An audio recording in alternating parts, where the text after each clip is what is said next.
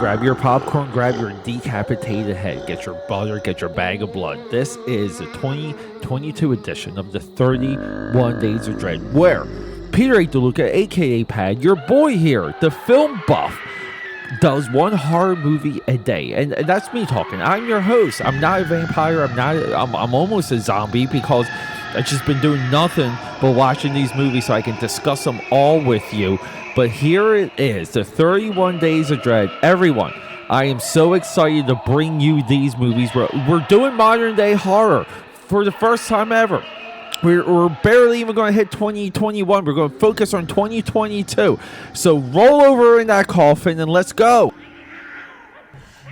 Lock and Key, aka Padders, there may not have been for like the longest stretch, dating back to my younger days when I first started reading comics and discovering movies and spending really all my time at the local bookstores in Jersey, Barnes & Noble, Walden Books. It goes on and on. But Lock and Key, the point I'm getting at, and welcome to the show, aka Padders. I'm all over the place, but the point I'm getting at is I heard about Lock and Key for far too long before experiencing Lock and Key.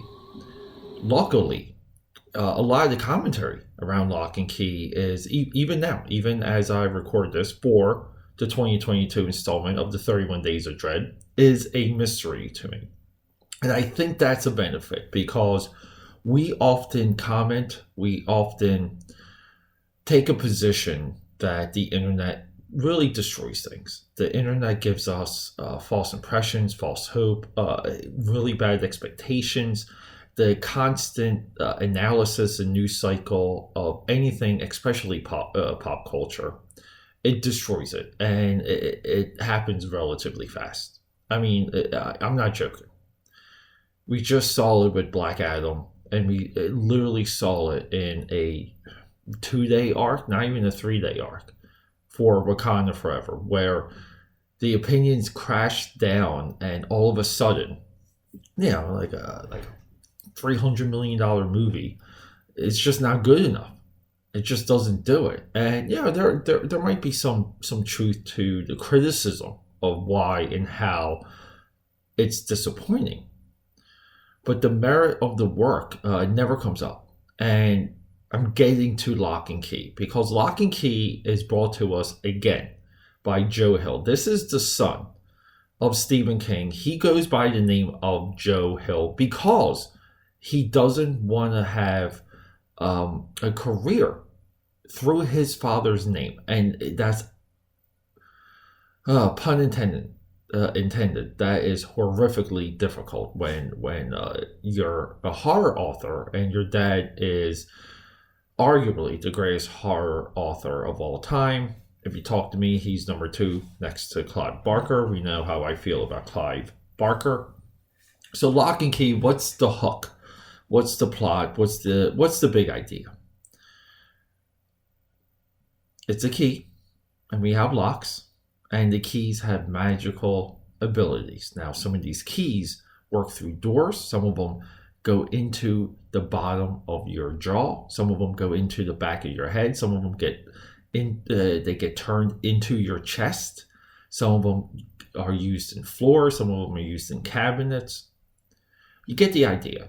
So these are magical keys that unlock magical things. Now, the baseline logic of any hook like this, like Lord of the Rings, one ring to rule them all. That's the one ring to rule them all is the process thought through. Now, I can't speak of the Lock and Key comic book series, and keep in mind that this is from the comic book series, 37, 38 issues published by IDW. Came from the ground up, came from nothing, built up a lot of steam, pretty much like the old-fashioned word-of-mouth way. But the logic is, you say to yourself, why don't they make a key that controls all the keys? Why aren't they make a key to create keys? Why, it's Aladdin, like Ixnay on the wishing for more wishes. This is a it's a fallacy within the train of thought in Lock and Key. But here's the thing. This show is nothing but fun. It dabbles in horror. The baseline for the show is horror. It is HP Lovecraft. I found out later, I think the first collection of comic book issues, which is now people would say is a graphic novel, is Welcome to Lovecraft. Perfect title for that initial arc. But the real core of this is a family, a lost father, a father's secret / dark past, and how these keys and the way that they discovered. Yeah, this is part of the mystery of the show. They discovered how to make the keys. They experimented on using them. They thought they could control it. It came back to haunt them, right? This is horror. But we have a family, and the real selling point of this show, again, everything runs through horror. A little bit of the theme of this 2022 31 Days of Dread. Connor Jessup, he plays Tyler Locke. By the way, the family's name is Locke, so pun intended with that. That's just like an ironic tattoo waiting to get tatted on someone 20 years from now when they rediscover the show. Now, when Lock and Key has its resurgence, it's vintage, it's a reprisal, we'll call it. Amelia Jones, that's the daughter of the Locke family. Jackson Robert Scott, a firstie. He plays Bodie Locke. And then we have someone, Haley Jones, Eden Hawkins. She's the villain of season 2. She meets a fate. She dies. Her character, Haley Jones, is the absolute best part of the show. And that's the point I'm getting at. Everyone I just named, Connor Jessup, Amelia Jones, Jackson Robert Scott, these people put the characters so well on screen. You enjoy watching them. You enjoy the contrite, played out, we know is coming plots.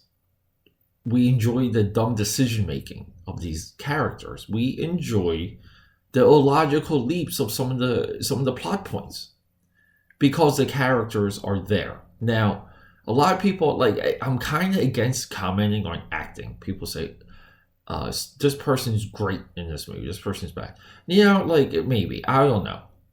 I just know when I see a character and the character is fully formed on screen. Everyone I just named understands the excitement. Griffin Gluck, he plays Gabe. He's also the villain of season 2. Awesome. You didn't want to see him and Haley Jones go, but they go. They die. The demon that possesses them comes back. That reincarnates, we'll call it.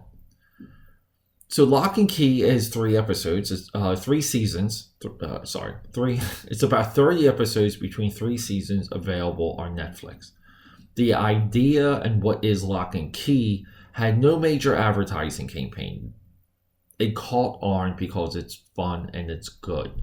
It caught on because it's horror in a very undercover way. I mean, we're told it's horror, but the ideas and the psychology within Lock and Key it's horror. It's horrific. It's a family. The family struggles. The family has highs and lows. The families have a past. They have to rediscover their father. They have to learn things about their father. They have to learn to love their father again. This is everything you want in a long form storytelling, like a long arc. The only thing you didn't get or I didn't get at the end of this series is there's no good gotcha that the evil still exists, that the keys are still out there, that we're not done yet. That's my only knock. But Lock and Key for it's I'll say like some of the vanilla aspects of this show, and it's consumable. It's 3 seasons, 10 episodes a season. It takes it might take a couple weeks to get through it, but it's satisfying. There's a great arc, great characters, amazing concept, And it has enough of those holes to, like, it just makes you think, makes you scream out to the TV. I think it's fun. I think it's popcorn. I think when it comes to like a broad horror idea, a lot, like, like I kind of lean towards the CW Roswell show way back in the day, where, like even Smallville was horror. It's Monster of the Week, Buffy the Vampire Slayer, like Buffy Monster of the Week type stuff. This is it, and this is a ton of fun, and I really don't feel we're seeing the end of this franchise. I really feel like other creators are going to come along, they're going to fall in love with the idea of Lock and Key. They're going to have access to the rights and be able to streamline the production and have the right people on board. And we may see a more hardcore version, more hard, like R horror for Lock and Key. And it can even swing in the other way. We can go with the children's route. We can make this more teenage. We can put this on like Nickelodeon or make it Disney Plus and make it a little bit more available, make it more fun, and make it more goofy and more zany. It's awesome. Okay, this show, even visually, there's a key that makes you enter someone's head, so you see the like a visual representation of their psychology. Really cool, really amazing stuff. I can't recommend Lock and Key enough. It's just fun. And sometimes we want fun. So there you go, everyone. 31 Days of Dread. We're sticking with Netflix. Coming up is Incantation. Say it with me. Incantation. It's a Korean horror movie. Found footage, first-person perspective type stuff. But holy crap. Holy crap. We got to talk about it. The future of film is horror, and thanks for all of that, everyone. Thanks for hanging out with me. Getting back to my point there, the future is horror. The future of cinema is horror. So everyone here, and I've never ever in all these years, I've never made this request, but everyone that we highlight, every single filmmaker, male, female, ghoul, goblin, you know the drill. But check them out. Find them on a streaming platform. I usually highlight how I watch these movies on which platform, even if I rented it or bought it, so you guys know a little bit of the price range. It's important that we support all of these movies and all of these filmmakers because they are the future. The future is horror. Thanks for hanging out.